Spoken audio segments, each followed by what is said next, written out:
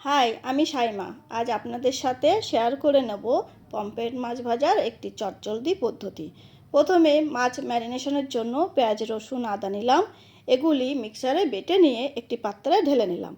এর মধ্যে পরিমাণ মতো নুন, হলুদ, লঙ্কার গুঁড়ো ও 1 চামচ ভিনেগার নিয়ে ভালো করে মিশিয়ে নিলাম।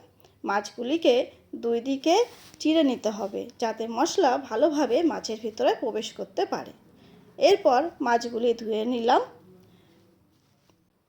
মাছগুলি মশলার সাথে ভালো করে মাখিয়ে নিলাম। ম্যারিনেশনের জন্য আধ ঘন্টা ঢেকে রেখে দিলাম।